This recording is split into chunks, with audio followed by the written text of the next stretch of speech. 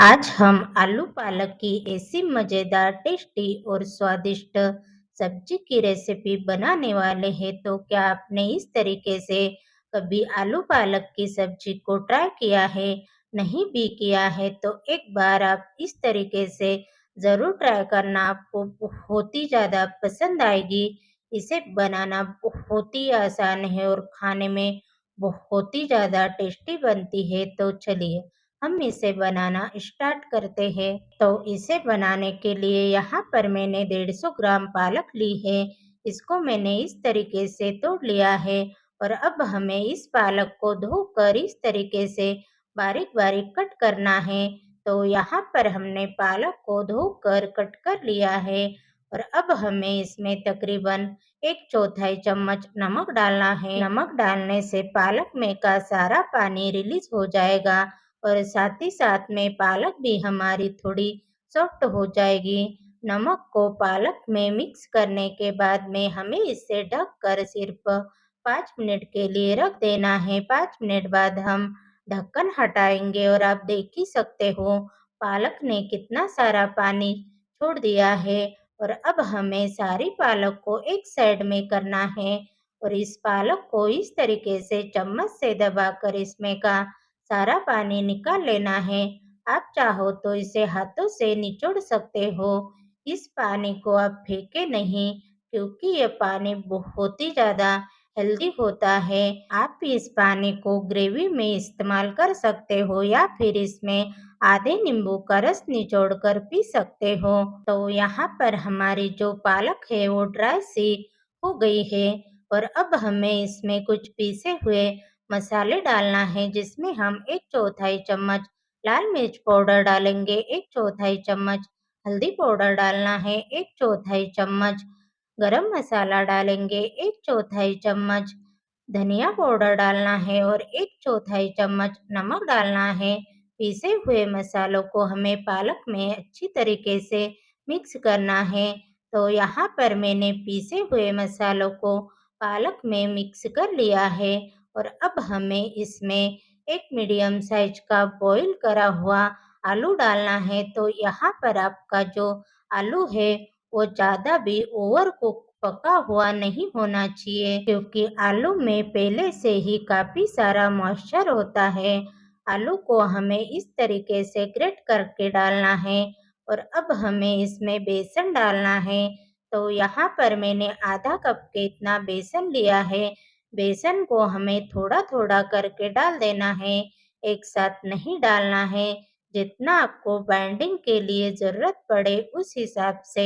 और अब हमें इसमें बिना पानी डाले इसका गूँथ कर एक डो तैयार करना है। तो आप देख सकते हो यहाँ पर हमने इसका इस तरीके का सॉफ्ट डो तैयार कर लिया है और अभी हम इसे साइड में रखेंगे। दूसरी तरफ हम गैस पर एक कढ़ाई रखेंगे, जिसमें हम 2 बड़ी चम्मच ऑयल डालेंगे। जैसे ही ऑयल गर्म हो जाए उसके बाद में हम आधा छोटी चम्मच जीरा डालेंगे, साथ में एक दालचीनी का टुकड़ा डालेंगे, 4-5 काली मिर्च डालेंगे। जब खड़े मसाले अच्छी तरीके से भून जाए उसके बाद में हम इसमें एक मीडियम साइज का बारीक कट करा हुआ प्याज डालेंगे। तो यहाँ पर हम प्याज को मिड आंच में फ्राई होने के लिए छोड़ देते हैं। तो चलिए, तो यहाँ पर हम एक और छोटी सी तैयारी कर लेते हैं।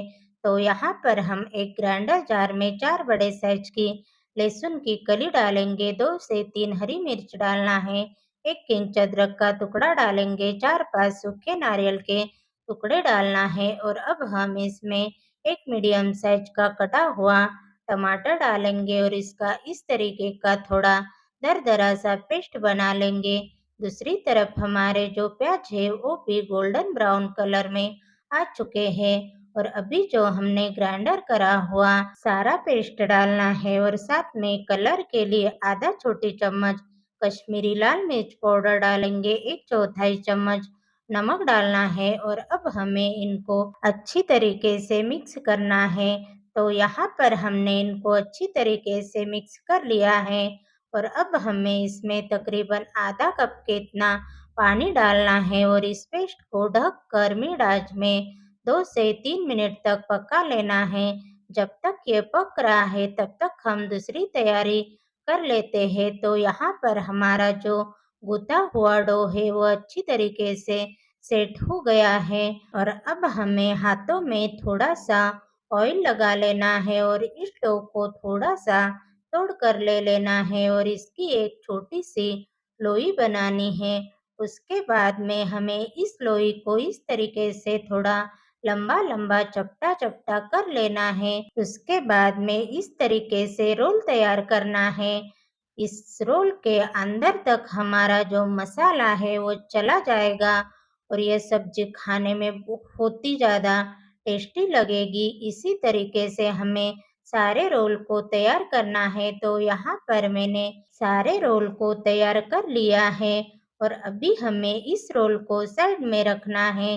दूसरी तरफ हमारा जो टमाटर का पेस्ट है वो भी थोड़ा बहुत पक गया है, लेकिन अच्छी तरीके से अभी भी पका नहीं है। और अब हम इसमें कुछ पीसे हुए मसाले डालेंगे, जिसमें मैंने एक छोटी चम्मच लाल मिर्च पाउडर ली है, एक छोटी चम्मच घर का बना हुआ काला मसाला है, एक छोटी चम्मच धनिया पाउडर है और एक छोटी चम्मच हल्दी पाउडर है।